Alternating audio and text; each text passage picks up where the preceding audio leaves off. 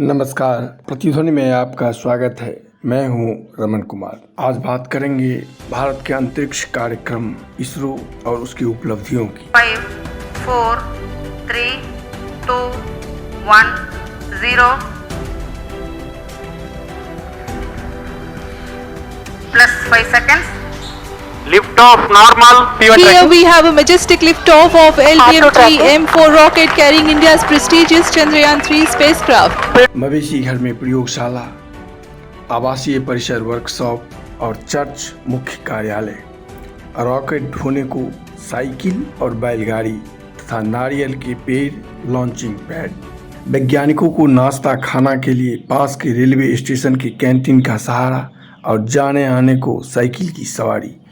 जहाँ सुनने में यह अटपटा विरोधाभासी लगे, पर भारतीय अंतरिक्ष कार्यक्रम के पहले सफलतम चमत्कारिक अभियान का यही सच है, जिसे केरल राज्य में तिरुअनंतपुरम के निकट एक मछली पकड़ने वाले गांव थंबा में अंजाम दिया गया था। 1962 में India national committee for space research यानी INSCOPAR का गठन हुआ। डॉक्टर विक्रम अम्बालाल साराभाई इसके अध्यक्ष बने और पहले अभियान की शुरुआत हुई। डॉक्टर साराभाई ने इसके लिए धरती के चुंबकीय यानी मैग्नेटिक एक्वाडोर वाले केरल के इस गांव को चुना। जिस स्थान को चुना गया वह नारियल के पेड़ों के बीच बना सेंट मेरी मैकेडिलिन चर्च और उसके आसपास का भूभाग था। डॉक्टर साराभाई ने चर्च के बिशप से मिलकर अपने इस अभियान के लिए चर्च और इसके आसपास की ज़मीन के इस्तेमाल की बात उन्हें बताई। बिशप ने तत्काल कोई जवाब न देकर अगले रविवार को उन्हें प्रार्थना सभा के समय आने को कहा। रविवार की प्रार्थना सभा में बिशप ने लोगों को डॉक्टर साराभाई के अभियान की जानकारी देकर उनसे सहमति ली। फिर तो सारी कागजी औपचारिकताएं पूरी कर गांव और आसपास के लोगों को पड़ोस की में एक नई बस्ती में बसा दिया गया। एक मात्र 100 दिन में और एक नए चर्च का भी निर्माण कर दिया गया। वैज्ञानिकों ने पुराने चर्च के भवन को मुख्य दफ्तर, पास के मवेशी घर को प्रयोगशाला यानी लैब और बिशप हाउस को वर्कशॉप में बदलकर अपना काम शुरू कर दिया। खाने पीने की कोई व्यवस्था वहाँ थी नहीं, तो वैज्ञानिकों की टीम साइकिल से पास के रेलवे स्टेशन जाकर नाश्ता कर खाना पैक करवा कर लाते थे। उपकरणों को नासा से मंगवाया गया था, जिसे साइकिल और बैलगाड़ी से ढोकर 6 महीने की मेहनत के बाद रॉकेट असेंबल किया गया। नारियल पेड़ों को लॉन्चिंग पैड बनाया गया, जो कि रॉकेट छोड़ने के समय तेज हवा के कारण लुढ़क गया। हवा की तेजी के कारण फिर रॉकेट को जैसे तैसे सेट किया गया तो हाइड्रोलिक क्रेन सिस्टम में रिसाव शुरू हो गया। उसे भी दूर किया गया तो रिमोट में गड़बड़ी आ गई। पर सभी चुनौतियों को पस्त करते हुए आखिर लैंडिंग का अलार्म बजा आसपास से लोगों को खाली कराने के लिए। और इस तरह 21 नवंबर 1963 को ठीक शाम 6:25 पर तब doctor Homi Jahangir Bhabha, doctor VR प्रसोपली, चर्च के बिशप और वहाँ के कलेक्टर के सामने रॉकेट को अंतरिक्ष की उड़ान के लिए छोड़ा गया।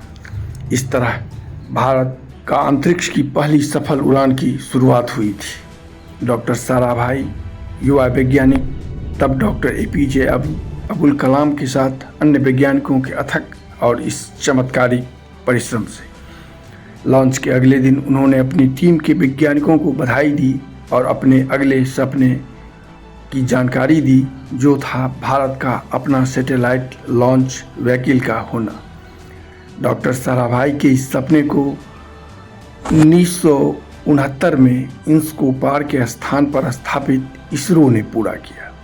डॉक्टर साराभाई ने थंबा के जिस गांव के चर्च में यह अद्भुत कारनामा कर दिखाया था, उसे doctor Vikram Sarabhai space centre में बदल दिया गया, जहां आज एक स्पेस म्यूजियम है। इसरो के अध्यक्ष भी डॉक्टर विक्रम साराभाई को बनाया गया।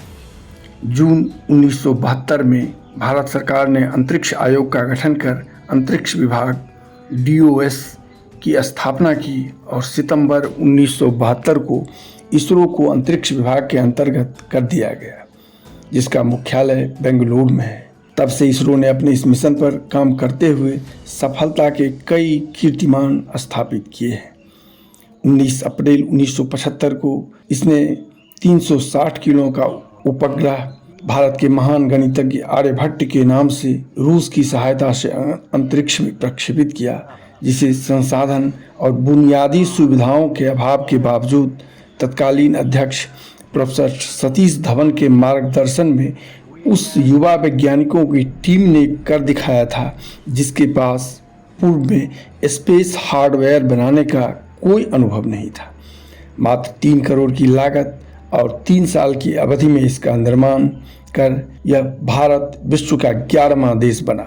हालांकि इसके 5 दिन बाद इसने काम करना बंद कर दिया, लेकिन वैश्विक चुनौतियों के मध्य भारतीय वैज्ञानिकों की यह एक बहुत बड़ी उपलब्धि थी। 7 जून 1979 भारत का दूसरा 442 किलो का उपग्रह भास्कर को पृथ्वी की कक्षा में स्थापित किया गया, जिसका उद्देश्य दूर संवेदी सूचनाओं का विकास तथा संचार व्यवस्था को जनसामान्य के लिए सुलभ बनाना था। भारत में घरेलू दूर संचार, मौसम की जानकारी, आकाशवाणी और दूरदर्शन के प्रसारण में मदद के उद्देश्य से INSAT-1A का प्रक्षेपण अप्रैल 1984 को अमेरिका की डेल्टा यान द्वारा किया गया। 1994 में इसरो ने उपग्रह प्रक्षेपण यान PSLV के सफल प्रक्षेपण क्षमता अर्जित कर अब तक 50 से अधिक सफल मिशन का कीर्तिमान स्थापित कर चुका है, जिसमें 23 अक्टूबर 2008 को